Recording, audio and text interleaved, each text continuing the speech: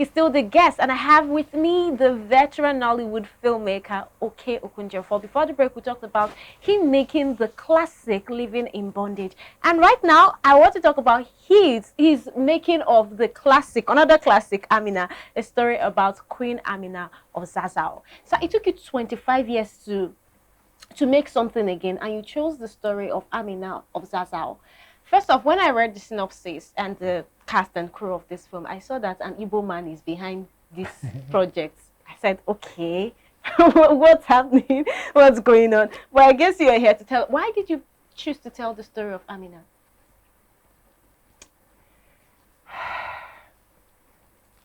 In 1996,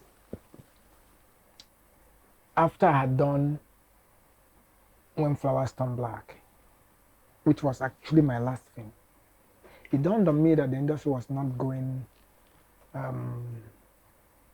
the way I envisioned it. We have left somehow because of the dictates of the marketers in the market. We have left telling our stories. We wanted to do stories that will appeal to the whole world. Stories that will, so sometimes we copied foreign films verbatim and changed their titles and the names and made them here, and of course the markets received them. At that moment also you find that most films were no longer, when we started the industry, content and then story and professionalism drove us, and it wasn't passion drove us. It wasn't money. But when the second phase of the industry was when, okay, fine, that's when the first phase was when we started, which I call the producers market.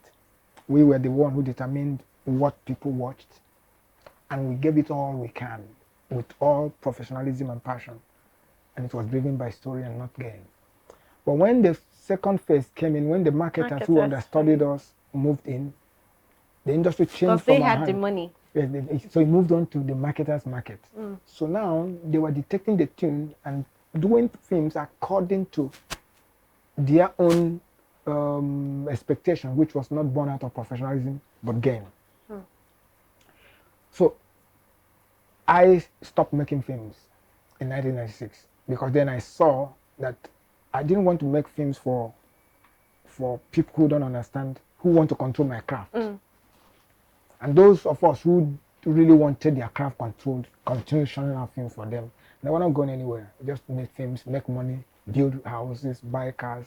By that 1996, I was conscious of the industry that I have pioneered, and I didn't want to just join what was going on, because I know that someday in future the history of the industry will be told. Yeah. That was the year that Miriam Abacha returned from Beijing conference, and they published the terms of reference from Beijing conference, which was all about women empowerment and the girl child.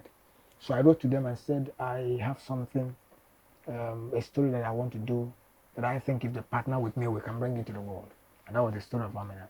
Because no woman in that Nigerian history, so to say, has made as much history as AMINA. So they liked what I wrote in. And they called me to come for a meeting. That was September 96. I think it was 16th September. So I went there, and the first thing that came up was an Igbo man, just like you said. But because nobody has written it from the other place, so they played the game. They said to me, we will partner with you, but you're only going to go around the country, because AMINA is a controversial figure. If you can go around and get us a story, an authentic story that harmonizes all of the controversies from AMINA, then we'll fund it. But they're not going to give me money for the research. So for them, they've closed the door. But you see, when you close the door before me, then you get ready for it to be brought down. You went on the research with your own resources? Of course. I'm borrowed too, because I've seen what I want to do. Now, I was going to do that film because I wanted to make money alone. I was going to do the film because that's the only thing I think that can change Nollywood to the next level. So I took a researcher Mr. Sholo Josie, and we began to travel. Okay, fine. Before I requested something for them, I said, if you're not going to give me money, give me letter of introduction to all the Emirates, the 13 Emirates of the North, and anybody who is a custodian of culture and history, professors. So we researched and brought out their names, and they wrote the letter on their letterhead, the presidency's letterhead, and gave to me to all these people. That's what Dundee assistant that I had with them from them. And we went to the north and began to go from Zaria to Daura to Castina to Kano to Das to everywhere, talking to the emirs, and the emirs will refer us to some other custodian of history around, university professors, librarians, and all that. And we by the time I finished in '98, 2 years. Yes, that was the first phase of the research to now narrow down the story. And I gave them, I brought them a small book. I would have brought the book today, and I gave them the book and said, this is the authentic story. They now said to me that they were not, that was the year Abacha died. They now said to me that since Abacha is dead, and it's not likely that they will continue with the story, but that they will hand me over to the next government, which was Salami's own, if they want to resuscitate it, because there's a change of government then. When Abdullah came, the question was again, why will it be an Igbo man that is telling the story of the North? So to cut it short, by the time Obasanjo came in, the story was no longer in an equation for them. So I had to run to Masomo Africa Foundation, who now took me to Kennedy Center, Washington. And those ones now gave me some grant to continue the research. Now, so what they did was to come in here, they sent me to two of their top directors from Washington. So George Ferguson and Alicia Adams. And we went to the North to authenticate the story so that they can be sure that I really talked to these people. Yes. We started another bout of research, which lasted for how long? It lasted till about 2000. So 4 years. No, that's the first phase. That's the second phase. So I now had an authentic story that not only I now, but foreign nations have said it's okay. They now took a right to go and put it on stage in their place. Now the first time I knew that AMINA we got a story. From that moment, every door I knock to make this film, nobody wanted to do it. There's nobody in the North who is somebody that we didn't send. If I don't have the contact, somebody will have gone to talk to me. Why did you think they were rejecting? Is it because of the AMINA story or because an Igbo man is behind? It's a combination of a lot of factors. One is AMINA is a controversial figure, a woman. And the North is the last person to eulogize woman. Their culture is not such that wants to open the eyes of the women and the girl child. So all this they come out and talk on TVs and everywhere is just to be politically correct. Their culture is one that protects the woman. So, they do not want anybody to know that I was once a woman ruled them. And that's why if you go to the Zaza Chronicles, from beginning till to date, you'll find out that the 34 years that AMINA ruled remain empty. So you see, in 1860 this, the last emir was a man, but AMINA's own reign for another 34 years was empty until another emir there's a man. So there's a vacuum. You know what I'm saying? It was obliterated deliberately. And that's not what I'm here to talk about. There's a whole lot of politics in it. But, to cut it short, United Nations development goals talks about 3 and 5 talks about women and girl child empowerment. So I said to myself, I must make this film. So since that time, I kept updating the AMINA research, kept reading and kept talking to people until I published the book. And I wanted to put the book in the curriculum of secondary school. Till now, nobody is even talking about it. I almost lost hope. But I said to myself, I won't make any film until I make the AMINA. Yes. Amaki Igwe of blessed memory was around when I started this. At a point, she told to me, if you don't leave this film, you won't make another film. And I said, I won't make another film until I make it. So he was begging me, he said, do another thing. You know you do well. I said, I can't.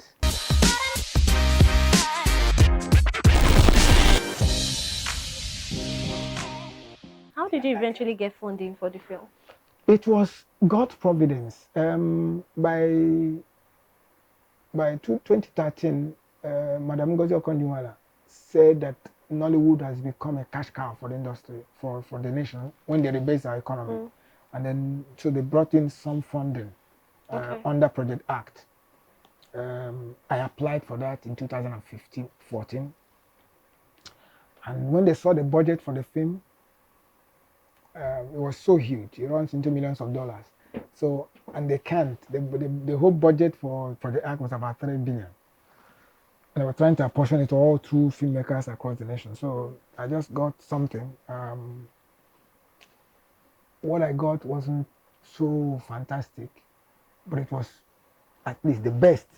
I think the only person who got more than me was Kunda Folayan in the country. So I don't want to mention the figures, but that shows that the government at least have given us some form of intervention, and that's so good for me, and I thank them for it.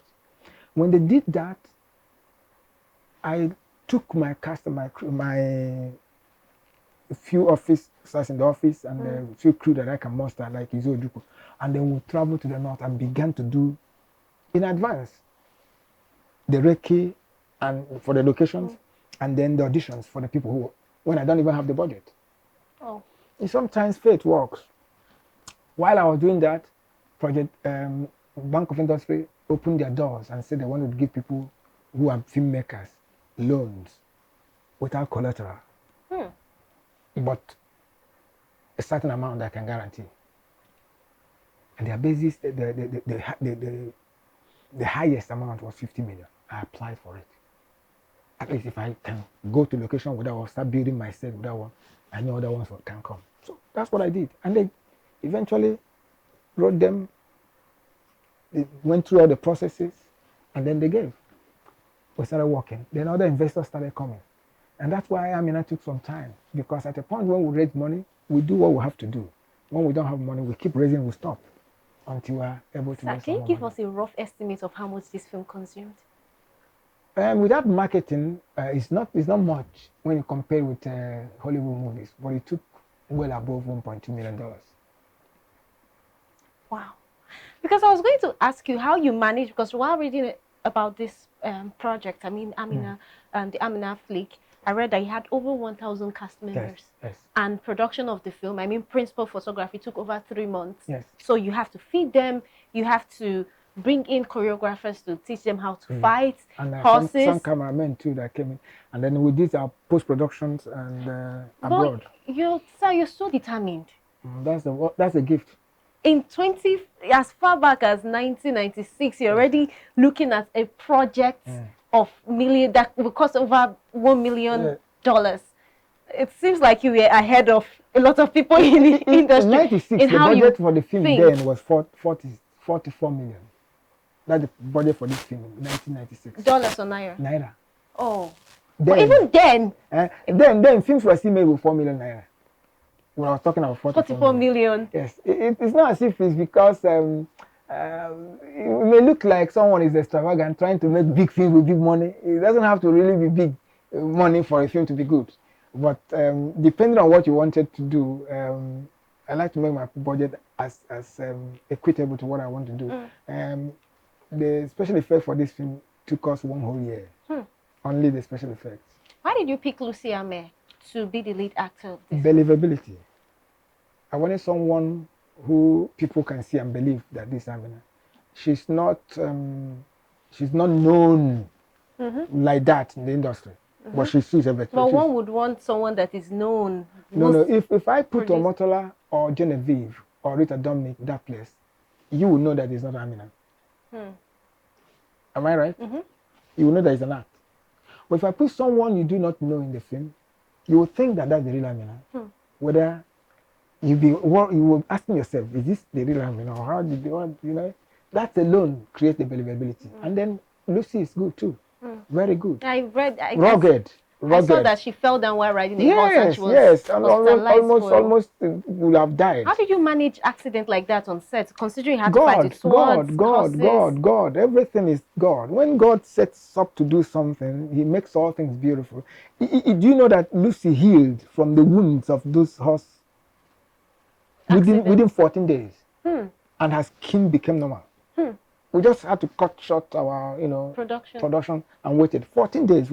But I didn't ask my cast and crew to go home. We all remained in the camp for 14 days. Because if you call off the camp, you won't find anybody anymore when you want to shoot. So those things come with the job. Yeah. So, but you finished. Let's say you finished the production of this film in 2015.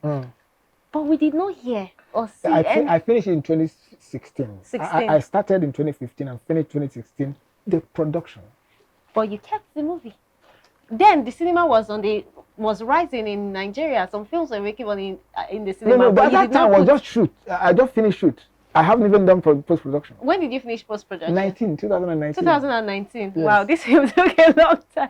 But yet it did not drop it in the cinema. Because the cinemas would have killed the film. So what were you waiting for? What were you looking for? What was your marketing strategy for that film, considering the money you have spent? Now, the first thing is that you will understand. Then Netflix was not in Nigeria.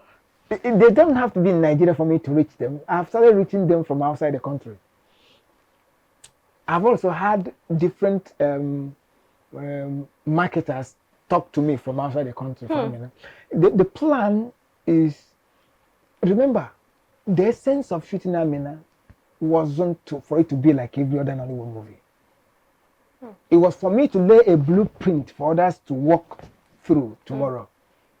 And so you did that. It's if you do, yes. That's why it's always painful when those who didn't know what you put in, they begin to try to bastardize what you're putting in place, because it's human nature that those who jump into it will not know. Yes, but the major criticism about AMINA is the dialogue. People said, "Oh, why did you do the dialogue in English? It could have been done in Hausa." It was that intentional, because you did live in bondage in Igbo. Very intentional. You could have done this in Hausa. The reason is that there's controversy already why an Igbo man is doing an Hausa film. Now, if I did that film in Hausa language and they don't take ownership of that film, the film is dead. Igbo man strategy, very important. You know what I'm saying? The film is dead because it won't. If you didn't do, for instance, now as the AMINA has reigned now, they didn't take ownership of it. All the criticisms against AMINA is coming from the north. So you can imagine if it was only the north that was my market. So I needed to take it to the global level, where it's beyond them. So you're a businessman, a strategist, a not. filmmaker, I'm a creator, a writer, all in one. But this is 2021, 2022 rather. You've been in the industry. There's a way you segmented the industry from the creators. I was talking about yes. I stopped at the investors at the I wanted to ask you what stage or reign we are right now in the industry. That's the reason why I made AMINA was because I wanted us to enter. God said we're entering into the final stage, which is the fourth.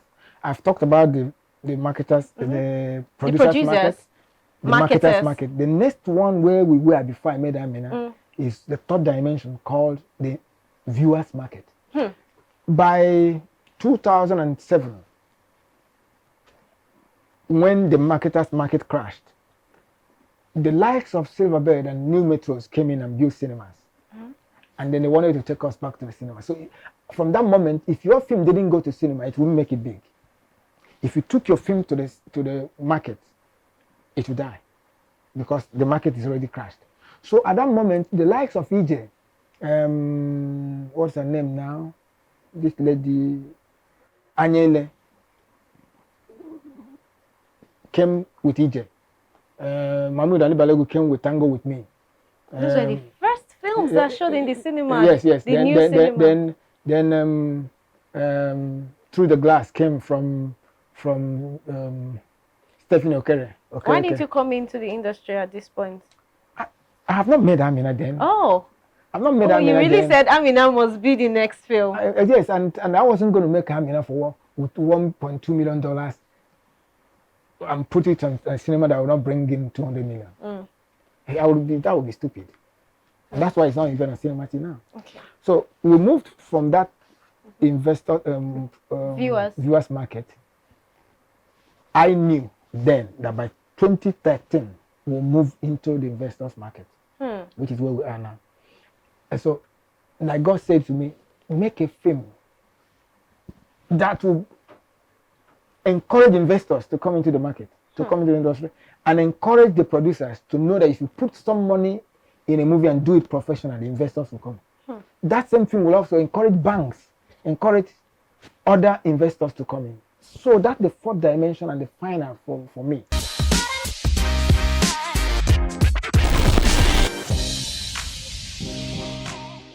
So you're saying now that you have proof to filmmakers out there that you can get banks, investors. Of course. You can risk investing in a movie. When I was making the movie, my contemporaries in the industry said to me, some behind me, some who are bold enough told me, they said, you've not made a film for about 10, 15 years and you're making a movie of this magnitude. Where will you sell it?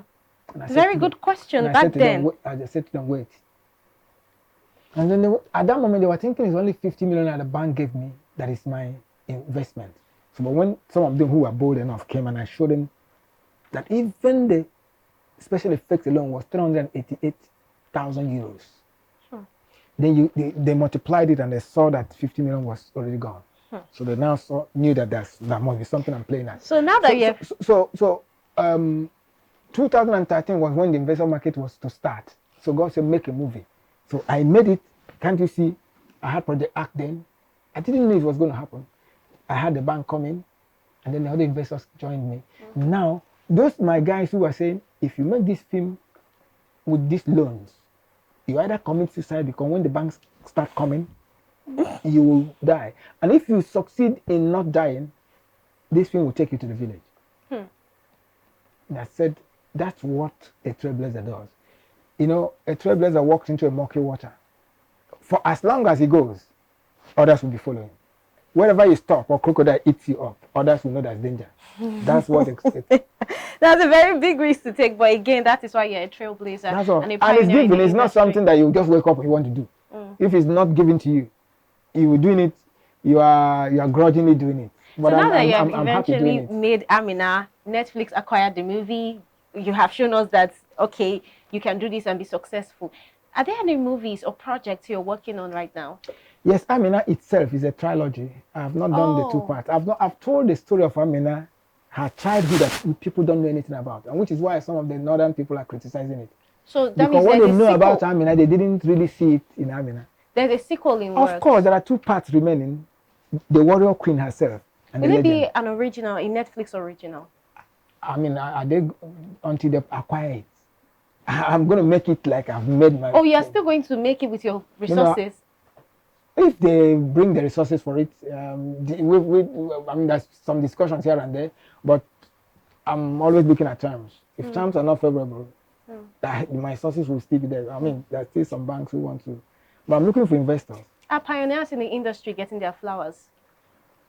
Pioneers like you in the industry? I think, I'm not sure that, except for those who are patient enough, pioneering is God's divine calling, and God is very slow. God is not a cherry person that, so it's not pam pam pam and it happens. And if you're ready to wait on God and patiently wait for Him, I'm sure that someday you might get. But as it stands now, most pioneers are not. They are not. You may make all the names, and I'm sure also that name is everything. But as a pioneer, but the money. Sometimes we need the money. As a pioneer in the industry, you've spent over 4 decades. What would you want to be remembered for? Of course, I don't have to tell you that. You're already remembering me. I mean, what again do you want? I want to be remembered for that I went to the moon. No, that I gave job to teeming masses of Africans. It's, even all over the world, people are still practicing. Igbos are now, Americans are now trying to learn this magic. Trying to do films in 14 days, 15 days, 21 days at most. They can't, but they're learning it. Some of us are still mentoring them now. So it's something that would demystify Nollywood, would demystify the celluloid. and it's out. If you want to make a film now, you want to make cellular, you just want to, because you want to have a feel of what it feels like making a film. That one, that is gone. So that's one thing we've done. Somebody who has been able to democratize filmmaking and make it pocket friendly, that every youth anywhere has a platform for expression. That's it now. And then I also want to do, after AMINA, there is about 6 or thereabout films that I've lined out that I want to do up to another 10, 15 years that will be bigger than AMINA, that will tell, because it's not about laying, you see, before I started making film after living in bondage, I have made 4 films that showed them the pattern. Living in bondage, Circle of the Neck and the Priest Serpent, Brotherhood of Darkness, and other people fell in line. If you see the thing they are doing, it's almost the same thing. Now, as I'm speaking with you, now people are shooting in Port Harcourt using the same crew that I work with. Another epic that has war like AMINA. So that's where we're going. I was even talking with someone. I said, if you want to make an action film in Nigeria with the right budget, the right team and everything, who would you pick as a director? He said, who directed AMINA? I said, Igbo Ojoko. He said that he's the one that will pick to direct it. So you see, that's the way it works. Those that sacrifice, they won't know what we went through, the sacrifices we made to make these things happen. It's not easy. But you see, when you have people who have passion and who believe in the craft, especially those who are history conscious, what we don't have in Africa, especially in Nigeria, is that we don't have the achievement motive. You're not doing things to make money, you're doing things to achieve something. Igbo man can just put a rope across 20-mile river to walk on the river to cross it so that he can make a name. Who is paying him money for nothing? But here we must tie it to money, otherwise we're not going to do it. So until we get evolved to that place where our thinking is about history, our thinking is about doing something for others to learn, something for others to gain, then we're not going anywhere. And so I must say, I admire your courage, your determination, the fact that you want to do something and you pull through, you make sure that you get it.